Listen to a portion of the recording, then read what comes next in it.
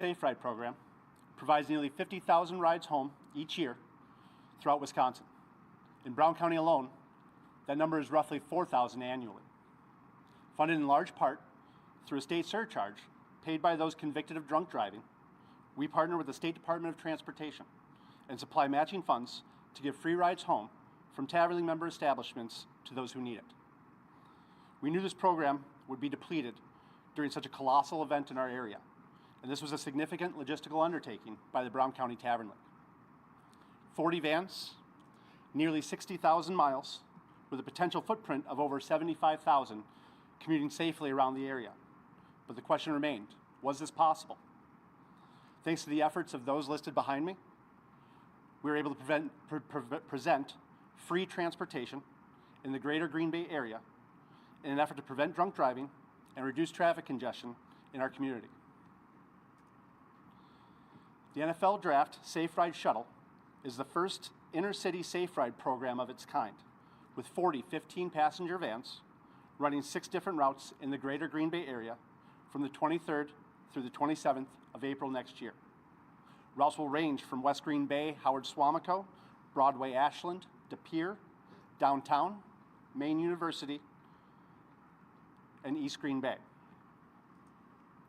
We're also looking for people willing to operate these vans during the draft. Drivers can make $20 an hour, not including gratuity, and can apply online through our website. When available, we are granted accessibility on the NFL One Pass app, as well as Discover Green Bay's website, so visitors can easily find out service. With wraps on the vans and trifolds in key locations, it will broaden the strength of awareness for this service in our area. And of course, those of you here today, thank you for taking interest in a program that will provide free transportation for people to enjoy our community responsibly. Today, we're pleased and grateful to Mayor Genrich and the City of Green Bay for their partnership in this effort to ensure folks are safe during the upcoming draft. We thank the Mayor for his support of the economic impact of the Tavern League and efforts to keep the community safe during this exciting event in April. In the end, this is a collaboration between the Tavern League of Wisconsin, the City of Green Bay and area communities, area law enforcement, the State of Wisconsin's Department of Transportation, Discover Green Bay, and of course the Green Bay Packers and the NFL. All of these groups have voiced their support for this effort. These are community leaders from public and private sectors coming together to promote the Green Bay area while ensuring public safety so everyone can have a great time seeing for themselves what the Green Bay area has to offer. We at the Tavern League will continue to work with organizers and volunteers to ensure shuttle service from different areas within our community back to area hotels. Routes will be agreed upon and promoted in the coming months. Additional businesses have reached out to provide more support, which is very welcomed and appreciated.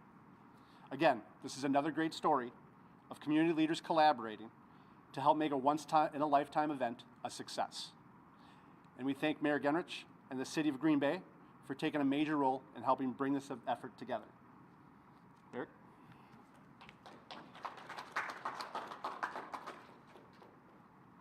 All right, well, Don said it really, really well. I just want to thank him and Tara for all their work, the Brown County Tavern League, the Tavern League of Wisconsin, for pulling this together.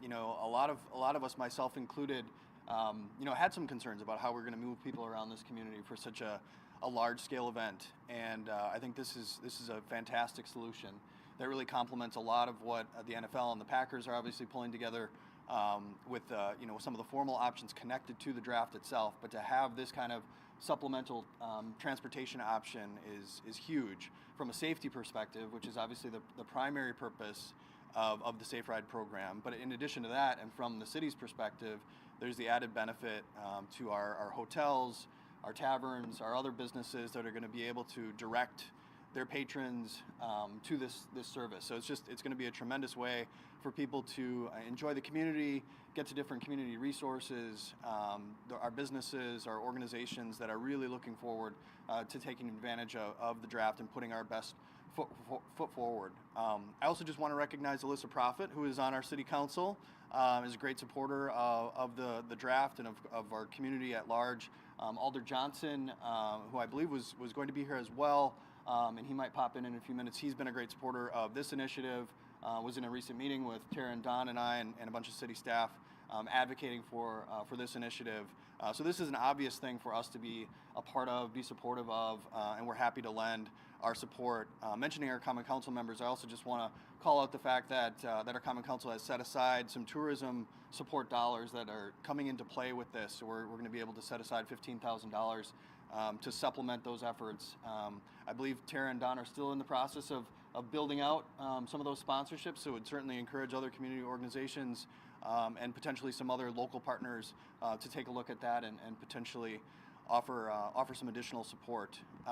Lastly, I want to thank a few additional city staff. So our police department, led by Chief Davis, of course, they're going to be helping out with some of the background checks associated with vetting those drivers. Patty Kiewitz, who is our transit director, has been really helpful in working with Don and kind of literally mapping out where some of those routes would be most effective. So want to thank them.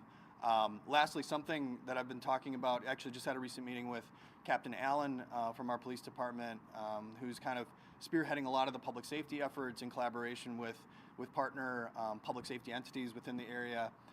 He had just said in recent conversations with the NFL, they've been blown away by the members of the community that are stepping up without being asked, right? And that's not surprising to us. We recognize we're the smallest city in the NFL, but far and away have the biggest heart, right? And that's been demonstrated time and time again. But with this effort, the draft in particular, he just said the NFL has been blown away by the number of people who are just kind of proactively raising their hand, being willing to help out. And this is, maybe the most prominent example of something like that. So really just want to thank, again, Don and Tara, Tavern League of Wisconsin, Brown County Tavern League, and all the other folks that I've already noted for stepping up and making a program like this possible. So with that, I'll turn things over to Tara Hansen, the president of Brown County Tavern League.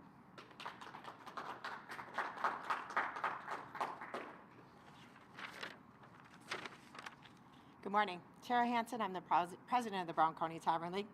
This idea started when I had a problem at my bar, which is State Street Pub, during the last playoff games. I had received a call from my bartender asking me what should she do, that people were waiting for Ubers or safe rides and ride shares, that inflated prices and 3-hour waits with a very small playoff game. When I heard about the draft, I thought that this is going to be a major problem with what we need to do and come up with a solution for this problem. I spoke to Don Meldy, he's the 6th District Director of the Tavern League, and he worked with the Department of Transportation to obtain this grant. Rob Heinrich, owner of Access, he's our board of directors. He secured our vans and created QR codes that we are using to hire the drivers and that will be on the iPass site with routes for our shuttles. Ben Burnett, owner of the Watering Hole, obtained radios and is working with a committee for fundraising for the shuttles. Our entire board of directors pulled together and made our idea become reality. The Tavern League of Wisconsin, state level, supported our idea and helped us navigate to get us where we are today. Today, I want to personally thank the mayor for him supporting our idea and assisting us in making this a reality. We really have great leaders in this community, and it shows what teamwork can do. Green Bay Police Department is assisting us with questions that we have had and in support of our program as well. This is a community coming together to reduce drunk driving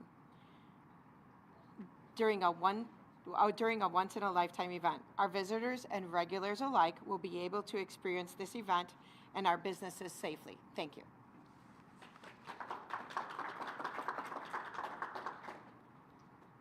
We can do Q&A here, or if you guys want, we can break off an individual, whatever you guys feel comfortable. Have those routes been, is there a way for people to look at them already, or are they still being decided? Do we know how often these shuttles will run yet? Yeah, so there's going to be 40 shuttles running in 6 different routes, and I don't want to say anything too specific because even the NFL is working on ways to logistically plan transportation. I'm on the NFL's drafts transportation committee, and as I get information from them, it'll help us navigate where exactly those routes will stop. But overall, working with Patty Kiewitz and Green Bay Metro, we do have 6 routes that are chosen to do loops around the area. Different amounts of vans running in 1-hour loops, but if there's 6 to 10 on a route, then there's only stops like once every few minutes. There'll be a van that'll be there. So. Will this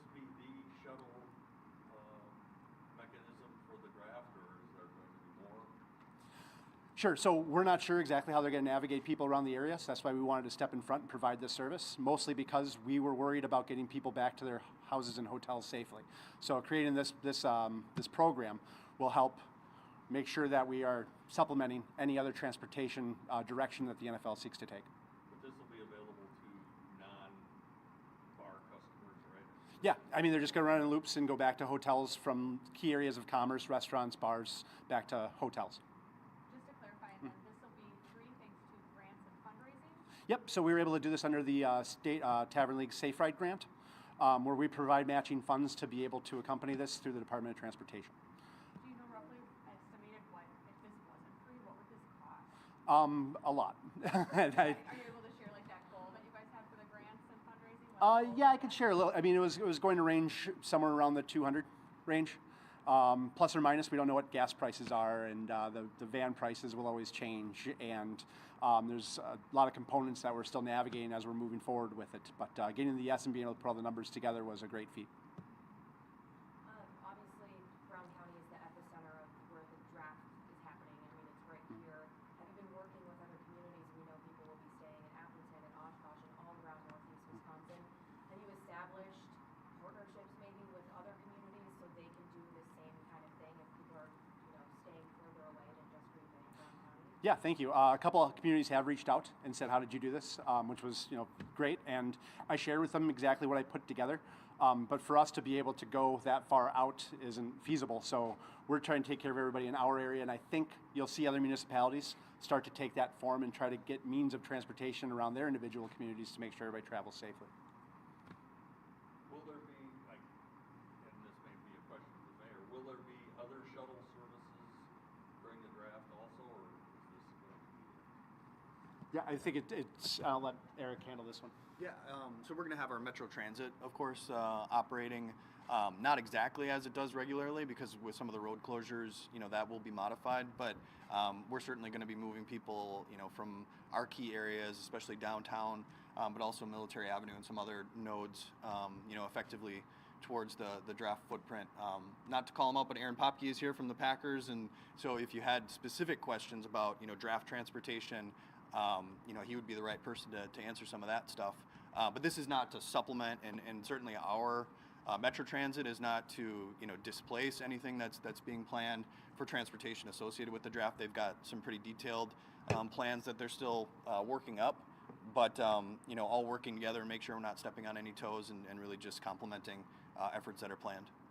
But there'll be an abundance of shuttle services. Yeah, I mean, It's all done. technically speaking, our Metro Transit does not operate like a shuttle, but we're going to be making some route changes that make sense given the scale of the event that's going to be happening over in this neighborhood to make sure that we get people here effectively. So on game days, I think Metro provides free transportation. Will it be free transportation then for this too, or will you be charging? We got to work out some of those details. I don't think it's the event itself is very different than a game day. There's obviously the hours of operation are much extended in comparison to a game day, so some of those details are going to be a bit different. But we're very effectively, I think, planning for the event itself. And as I mentioned, Patty Kiewitz is collaborating with Don on some of that route planning. She does an excellent job of figuring out how to operate some of these services, and so we feel like we're going to be well prepared. You hit on this briefly, but obviously safety a top priority with this, but you also talked about eliminating traffic congestion. Do you think that this will have some power to cut down on people taking out vehicles, rental cars, things like that, and private cars? Yeah, well, I mean, I think Tara was talking about the difficulty some of her patrons experienced with hailing a ride after a playoff game. I think that's really going to be the key advantage. I think there's going to be a ton of people that are going to be using Ubers, Lyfts, Metro Transit, carpooling, doing all kinds of things. So from our perspective, given the fact that we know that there's going to be that kind of logistical challenge, we just wanted to add whatever we could to that toolbox and feel like this is a really nice thing to be able to offer. Do you know, are there going to be, kind of piggybacking off of that, with safety, obviously with these events, sometimes people overconsume alcohol, and are there going to be people on these buses kind of managing rowdiness? Are there going to be police on the bus, or what is, has that been kind of worked out? Yeah, so we are working with Green Bay Area Police to have instant contact in case somebody is too belligerent. Same as any ride-sharing program, there's always that risk. We're going to train our drivers with meetings leading up to the event to be proactive in displaying these types of situations. And responsible beverage serving is something that we preach to all of our members, and to make sure that everybody's handling and celebrating the draft responsibly. Now, no part of this sounds like it was an easy process. Can you maybe walk us through what was the most difficult part of trying to get all of these collaborations to come together? Was it the route planning? Was it the timing? Was it just simply getting everybody in a room and saying, hey, I think we really think we should do this? No, it's great. I don't know if you guys remember a few years ago we had another way. We created a shuttle system to bring people from taverns that have safe ride programs so they can get from bar to bar and get a free ride home so they can leave their keys at home. I put that together, gosh, was that 8 years ago now? And it ran, there's a guy, Galen, that ran it for a few years. But having that plan in place, I kind of just transitioned that over, sitting with Tara, Ben, Rob, created a war room as to, okay, what are we going to need? Let's put some extra first aid kits here. Let's have coolers full of water that people can have when they're on the bus. Or I say bus, but they're vans. They're 12 to 15 passenger, 40, 150 vans. So yeah, no, it took about 2 months to get a proposal worthy enough to get to the Department of Transportation to see if it would qualify for Safe Ride. If not, we were aiming to take a look at NHTSA and see if there's funding available on a national level for a program like this. But luckily it fell within our Safe Ride parameters, and we're able to utilize the funds that are available there to get people back to hotels safely. How much was your grant? Right now we're not pinpointing it right now until we put the rest of the estimates and everything together, where it's still ongoing. But the money that we raise, we're going to use towards the matching funds that we're going to apply towards that grant. Anything over, we're always great at giving to our community. We're actually having some pretty heavy donations for Christmas, and Tara can kind of touch into that a little bit that we're doing. But yeah, we look forward to giving back and making sure that our roads are safe and that our patrons are safe for the draft. Okay, thank you very much, you guys. Thanks, everybody.